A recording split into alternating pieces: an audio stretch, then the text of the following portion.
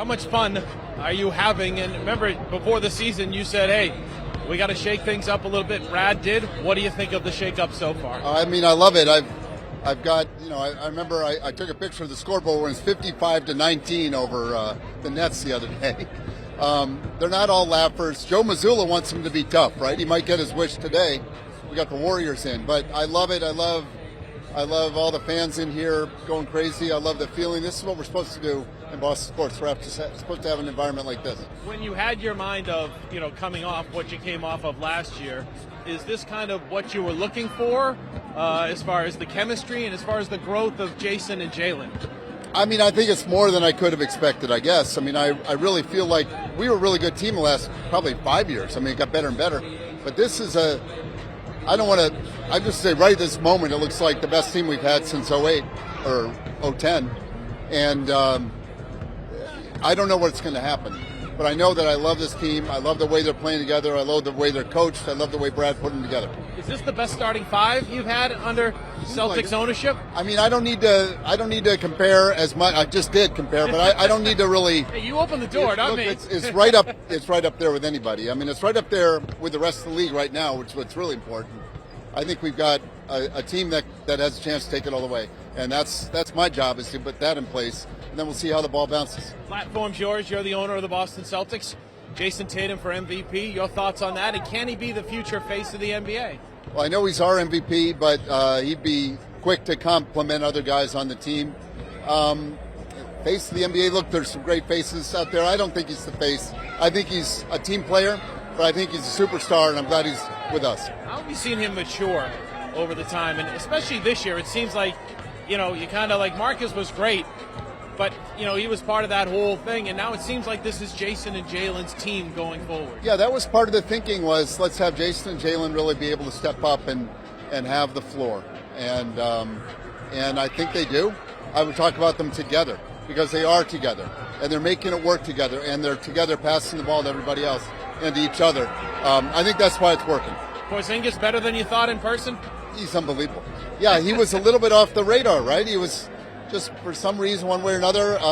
Since the Knicks, it's been Dallas, it's been the Wizards, and he's just happy to be here. I know that, and I'm really happy he's here. And how about Drew Holiday? It seems maybe from your perspective too, Drew Holiday and his family. They seem like they've really settled into Boston. They are unbelievable people on and off the court. It just gets better and better with Holiday. And I told him the other day, I said, I'm really happy whenever you get the ball. He goes, why? I said, because I know the right thing's going to happen. It's the way it is, He's got, look, it's a general vibe. You could say this about anybody on the roster. You really could. It's a team. Team's playing really well. Let's keep it rolling. Are you afraid of your coach at times because of how? I'm just afraid of my coach. Make him mad, you're going to end up in the hospital. And also the fact that he's a guy who had his team practice to nothing but Mozart music and you couldn't verbally speak. He's a little bit different, but he seems to really connect with these guys. He's really authentic. He really cares. He knows his stuff. I sit right there. I hear all his play calls. I see how interactive he is during the game. He is on it. Like, he sees every nuance. I do not see these nuances. He sees them, but I can at least tell that he knows. And it's he's really deep. He's deep into the basketball. He and his staff have done a great job. How has he grown? Well, I just think he's comfortable in his skin. I think it was a shock to all of us, maybe including Joe, to be promoted on the battlefield as it was, rapidly promoted. So I think he's very comfortable and he's flying high. Final thoughts. Brad Stevens was a great coach. Is he an even better general manager? Well, I don't need to pick. He was a great coach. He was a great general manager. Look, I don't want to tell everybody everything's perfect. We'll see how it goes. We'll see how it goes today, see how it goes the rest of the season. But Brad has put together 3 teams in a row that are fantastic. So I'm really thrilled that he's the GM. And how do you handle the question of, is this a win-it-all or it's a failure type of season? Yeah, let's win it all or it's a failure. I'm good with that. Are you?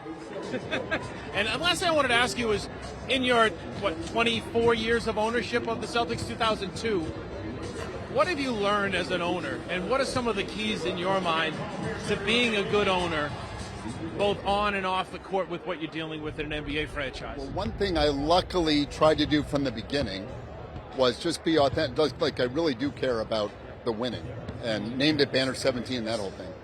my partners and I, we all got together and we said it's not about the money, it's about winning and not going totally broke, but it's about the winning first and foremost.